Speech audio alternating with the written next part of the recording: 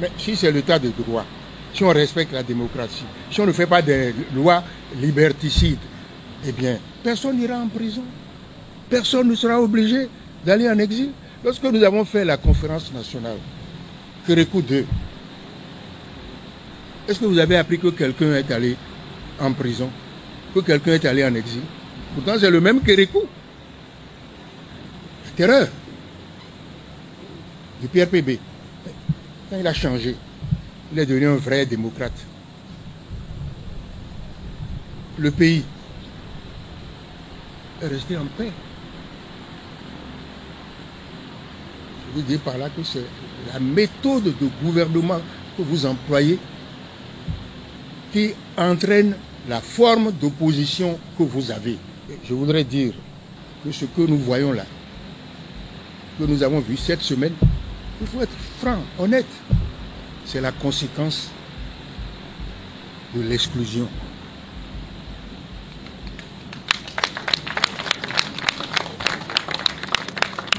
La victime n'est pas mon ami, n'est pas un ami, et vous savez pourquoi il ne peut pas être mon ami. Vous savez pourquoi cette victime-là ne peut pas être mon ami, n'est-ce pas? Donc, ce n'est pas la personne de l'intéressé qui me préoccupe.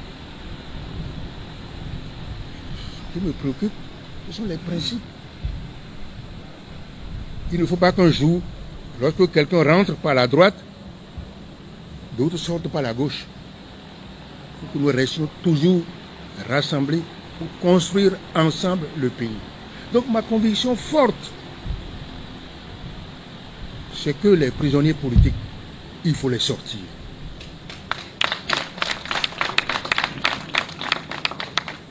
Ma conviction forte, c'est ceux qui sont en exil, qu'il faut qu'ils reviennent. C'est comme ça que nous avons fait la conférence nationale. Et j'en appelle de mes voeux à ce que nous nous retrouvions sous l'arbre à palabres. Que nous mettions tout sur table. Que nous discutions de ce qui nous oppose les uns aux autres. Et que nous trouvions les solutions qui permettent à tous les enfants du Bénin de rester ensemble pour construire le Bénin. Voilà mon rêve. Et voilà le rêve du PRD. S'engager dans l'arène politique n'est pas une chose facile. On s'engage dans l'arène politique parce que on a foi en des valeurs. Parce qu'on porte un rêve. Quel était notre rêve? Nous avons créé le PRD en 1990. Cela fait 35 ans. De quoi rêvons-nous? Nous rêvions de tirer leçon du passé récent de notre pays. Nous rêvions d'un Bénin de liberté. Nous rêvions d'un Bénin où l'état de droit est respecté. Nous rêvions d'un Bénin où la démocratie est le mode de gouvernement. Nous rêvions d'un Bénin dont tous les fils et toutes les filles sont rassemblés. Démocratie, liberté, rassemblement, état de droit. Voilà le rêve que nous avions fait. C'est vrai ou c'est faux, ceux qui sont doyens ici? C'était ça le rêve. Et quand on dit ça, quand on dit état de droit, démocratie, liberté, ça veut dire quoi? Que nous voulons que désormais la transmission du pouvoir se fasse démocratiquement par les urnes. Nous voulions dire non au coup d'État. Nous voulions dire non à l'autocratie. Quand nous disons non au complot, nous disons aussi en même temps non au faux complot. Car on ne peut pas être derrière moi sans comprendre et sans savoir qu'il y a aussi des faux complots.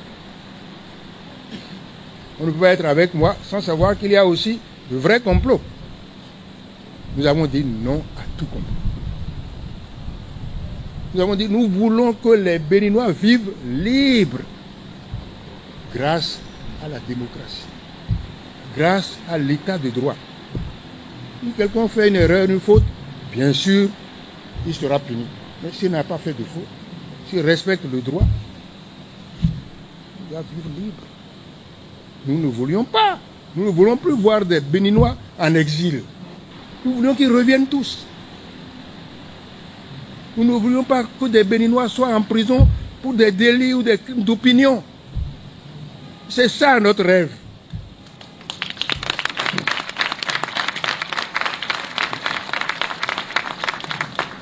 Nous voulions aussi dire non à la misère. Nous voulions dire non aux salaires impayés. Nous voulions dire non au programme d'ajustement structurel. Nous voulions un pays riche par sa production. Nous voulions que notre pays devienne riche parce que nous produisions. Et nous voulons que si nous obtenions la richesse, tous les Béninois partagent cette richesse. C'était ça le rêve. Les jeunes ne savent pas que c'était ça. Mais nous ne pouvons pas oublier. Et un rêve que pour ma part je défends depuis l'âge de 25 ans. Ce n'est pas maintenant, à 83 ans, que je vais oublier ce rêve. Que je vais tourner le dos à ce rêve. Ça interpelle donc la conscience de chacun d'entre vous. Nous avons fait un rêve. Sommes-nous toujours fidèles à ce rêve? Beaucoup d'entre vous m'appellent et me pressent de faire le bilan. Faire le bilan de notre rêve. Et je leur réponds non. On ne fait pas le bilan d'un rêve. On poursuit un rêve. Comment voulez-vous faire le bilan de quelque chose que vous ne maîtrisez pas? Mais nous devons poursuivre le rêve.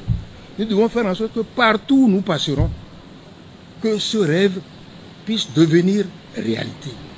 C'est ça notre combat d'aujourd'hui. C'est la poursuite du rêve que nous sommes en train de faire. Vous avez vu, on a créé l'UPR.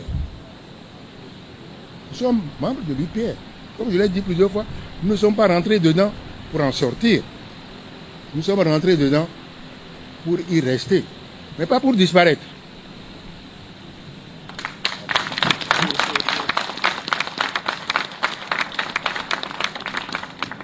C'est au prix de lourdes négociations que nous avons réussi à avoir ce logo-là. Vous n'avez pas vu qu'il y a l'arc-en-ciel sous l'arbre? Mais l'arc-en-ciel n'est pas venu là par hasard. Vous n'avez pas vu qu'on a mis le renouveau? Le renouveau n'est pas venu là par hasard. C'est parce que le rêve que nous poursuivions, nous avons voulu qu'on ne l'oublie pas. Voilà pourquoi, au moment de nous mettre ensemble avec nos amis de l'UP qui nous ont sollicités, nous avons fait en sorte que l'arc-en-ciel reste et que le renouveau soit mis. Donc quand on dit le PAD a disparu, le PAD a disparu, les idées ne disparaissent pas.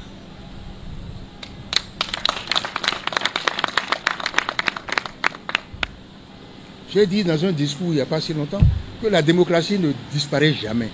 On peut lui tordre le cou, tordre le cou, tordre le cou. Il finit toujours par trouver un moyen de sortir et de triompher. C'est le rêve qui s'accomplit. Donc nous devons continuer notre rêve. Ah, ce n'est pas un chemin facile. Nous avons reçu des coups et nous en recevrons encore.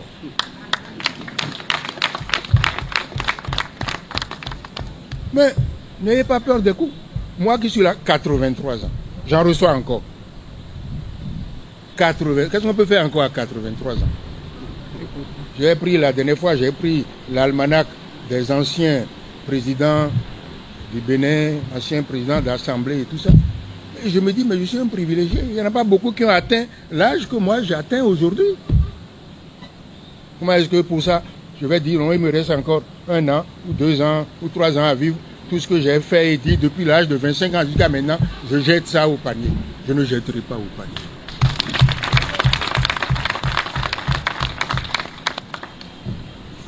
Alors, nous avons pris des coups. Nous prendrons encore des coups. Et je voudrais dire à nos quelques-uns qui ont réussi à avoir une place quelque part, député, ou quelque chose, dites-vous que c'est toujours au nom du parti que vous l'avez eu. C'est au nom d'un rêve que vous l'avez eu, que vous pouvez le perdre à tout moment, mais que nous ne disparaîtrons pas pour autant. Et quand je vous vois ici, tous ensemble aujourd'hui, j'ai la conviction que le rêve ne disparaîtra pas. Beaucoup nous ont quittés, mais nous sommes toujours là. Et beaucoup reviennent. Pourquoi? Parce qu'ils ont compris que ce rêve-là est un bon rêve. Les gens qui nous martyrisaient aujourd'hui disent, parce qu'ils sont à leur tour martyrisés, ils disent, ah, ces gens-là, ce monsieur-là, il avait raison. Ça n'arrive pas qu'aux autres. Mais je suis persuadé qu'aujourd'hui, il y a des gens qui disent, mais ce monsieur, ce parti-là, ils avaient raison. Nous voici, nous aussi, victimes. Et les victimeurs d'aujourd'hui deviendront peut-être eux aussi demain des victimes. Mais si c'est l'état de droit, si on respecte la démocratie, si on ne fait pas des lois liberticides, eh bien, personne n'ira en prison. Personne ne sera obligé d'aller en exil. Lorsque nous avons fait la conférence nationale, Kérékou 2, est-ce que vous avez appris que quelqu'un est allé en prison, que quelqu'un est allé en exil? Pourtant, c'est le même Kérékou. La terreur du PRPB. Quand il a changé, il est devenu un vrai démocrate. Le pays est resté en paix. Je veux dire par là que c'est la méthode de gouvernement que vous employez qui entraîne la forme d'opposition que vous avez. Et je voudrais dire que ce que nous voyons là, que nous avons vu cette semaine, il faut être franc, honnête. C'est la conséquence de l'exclusion.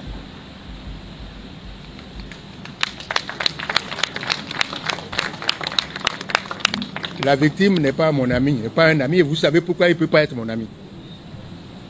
Vous savez pourquoi cette victime-là ne peut pas être mon ami, n'est-ce pas? Donc, ce n'est pas la personne de l'intéressé qui me préoccupe. Ce qui me préoccupe, ce sont les principes.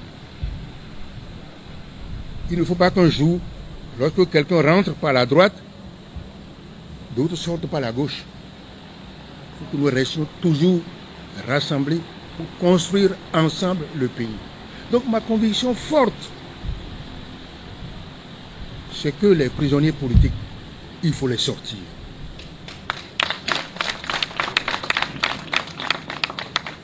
Ma conviction forte, c'est ceux qui sont en exil, qu'il faut qu'ils reviennent. C'est comme ça que nous avons fait la conférence nationale. Et j'en appelle de mes voeux à ce que nous nous retrouvions sous l'arbre à palabres. Que nous mettions tout sur table. Que nous discutions de ce qui nous oppose les uns aux autres. Et que nous trouvions les solutions qui permettent à tous les enfants du Bénin de rester ensemble pour construire le Bénin. Voilà mon rêve. Et voilà le rêve du PRD.